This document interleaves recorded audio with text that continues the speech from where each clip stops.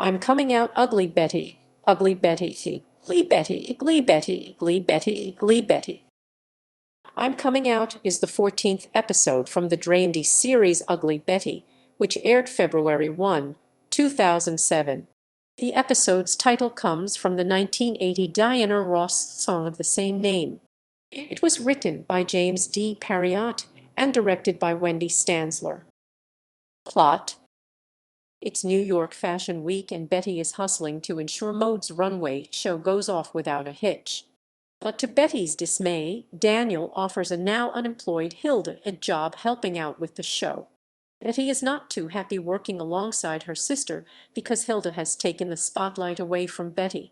Because of their previous experiences which resulted in Betty losing jobs when they were working together, Betty tries to keep Hilda out of sight by giving her jobs where she won't be seen. However, those attempts fail miserably. On top of that, Justin wants to tag along to the event too. At the event, Henry tells Betty about the message he left with Hilda, which Betty never received, and the tensions escalate between the sisters. As Betty sees Hilda working as a hairstylist, a war of words ensues. Betty then fires her sister after a hairspray fiasco, and later sees Hilda kissing Daniel. When Betty tells her the reason that she didn't want Hilda working with her, Hilda assures her that she's not interested in stealing her sister's spotlight and offers an apology for not telling Betty about the phone call. She explains that she was just trying to protect Betty but realizes Betty can take care of herself. Betty in turn tells Hilda that she might have a future in cosmetology. Back at the Suarez home, Ignacio is confused to see that Constance forgot to turn in his paperwork. The visit is made worse when things become more personal after Constance breaks down and starts crying, telling Ignacio about her breakup with her now ex-boyfriend. When Ignacio later tells a visiting Walter, who's an eyewitness to what is happening after Constance shows up with groceries and cooks them gumbo about this, Walter suggests he calls Constance's ex and try to get them back together to get Constance's attention off Ignacio. After the ex shows up, Ignacio learns from him that Constance has a habit of seducing male clients in order to get green cards and suggests that Ignacio go along, which is how the ex got his. In other scenarios, Wilhelmina is introduced to a new cosmetic technique using duck sauce after a visiting Fabia criticizes her looks and calls her Wrinklemina as a retaliation for Wilhelmina getting the dress that Fabia wanted and Origi. But when Wilhelmina wakes up and sees the results, she is in shock and forces Mark to be her seeing eye gay. She dons a pair of black glasses, leaving her blind as a bat due to the swelling. Not to mention being fooled by Fabia, who laughs after seeing that Wilhelmina took her phony advice.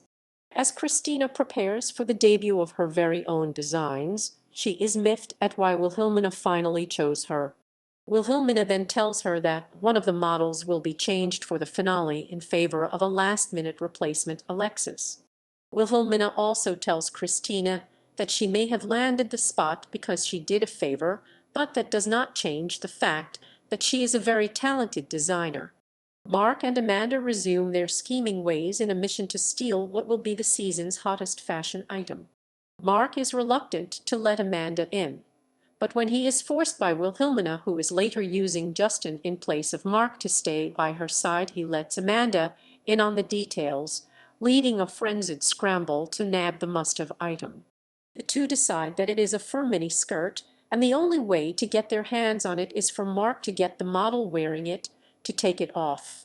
Meanwhile, Daniel is moved by his father's decision to hand over the reins of Meat Publications when a visit from his old friend, Beckett Bex Scott, coaxes him into his old ways. At the event, Daniel is tempted by Bex to score with a hottie, and when he sees a stunning face Alexis show up, he attempts to score with her. The two talk, and Alexis shocks Daniel by revealing that she used to be his brother Alex, but had gender confirmation surgery.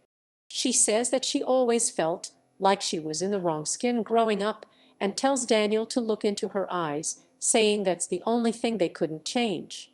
Daniel is very upset over this revelation, as the family mourned for Alexis, and thinks about her every day. Daniel also blames Alexis's death for Claire's struggle with alcoholism, and a war of words heats up between the two. Daniel later takes off and grabs a bottle to calm down and is joined by Hilda after her fight with Betty. When they met, they started to talk about what happened to each other, and ended it with a surprising kiss that Betty was shocked. As the chaos ensues among the individuals, nothing can prepare them for the frenzy that follows when the Bradford Meads speech for the final set of the Mode Show, featuring Christina's designs, is abruptly halted by Alex finally coming out of the woodwork to show Bradford his daughter and to watch him get arrested. This immediately caused Christina to lash out at Wilhelmina, Justin, and Hilda to take photos, Mark and Amanda's jaws to drop, and Daniel to ask Betty what it's like to have a sister. Production. This is the first full episode in which Alexis Mead Rebecca Romaine appears. Also, this episode revealed Christina's last name, McKinney. The episode features the first appearance of the telenovelita Muchas Muchachas on the family's TV set. The episode added more background to the Suarez family. Betty notes that she and Hilda worked together at Lemon Ice mentioned earlier by Ignacio in Queens for a Day as being owned by Vincent Binach's family, and points to important dates in their family timeline. In 1991, Betty won a science fair and Hilda won Miss Junior Teen Queens. In 1994, Betty got straight A's in school and Hilda got pregnant. There were also a homage to fashion designers mentioned in this episode, which included Karl Lagerfeld, Sean Combs, and Betsy Johnson. Victoria Beckham, who was also mentioned, would appear as herself in A Nice Day for a Posh Wedding. And Eternal 18, the company that Mark was going to sell Fashion Week's hot item to, is a spoof of a real company, Forever 21. Casting. Michael Urie, Mark, and Kevin Sussman Walter are now listed in the opening credits with the rest of the regular cast, no longer as guest stars. However, by the following episode, Sussman would be dropped from the cast. This episode featured a special guest appearance by Catherine McPhee, who played herself. In the cameo, Betty mentioned that she had McFever until she learned that McPhee wanted Betty to give an autographed copy of her CD to Hilda, whom Betty was still mad at the time. It also was the first of two appearances by Tim Gunn, who would appear in the following episode. Also starring Christopher Gorham Henry, Octavia Spencer, Constance Grady, Kevin Sussman Walter. Guest stars Bailey Chase Becks, Gina Gershon Fabia, Tim Gunn himself as Fashion TV reporter, as Fashion TV reporter, as Fashion TV reporter,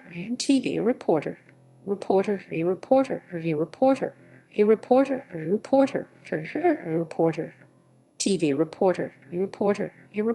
Catherine McPhee herself. Reception. In a review from Entertainment Weekly, Tanner Stransky notes, basically, I'm saying as if it hadn't already been established that this show is really hitting its stride on the runway, too, and this was another stellar episode. Wouldn't you agree, Betty fans? Awards. Anna Ortiz submitted this episode for consideration in the category of Outstanding Supporting Actress in a Comedy Series on her behalf for the 2007 Emmy Awards. Gina Gershon also chose this episode for submission in consideration of her work in the category of Outstanding Guest Actress in a Comedy Series. It was also nominated for an Emmy for Best Costume Design and Hair Design. In popular culture, the word duck sauce, which was mentioned in this episode, would later become the inspired name for DJ/remixers Armand Van Helden and a Trax collaboration project upon their formation in 2009. References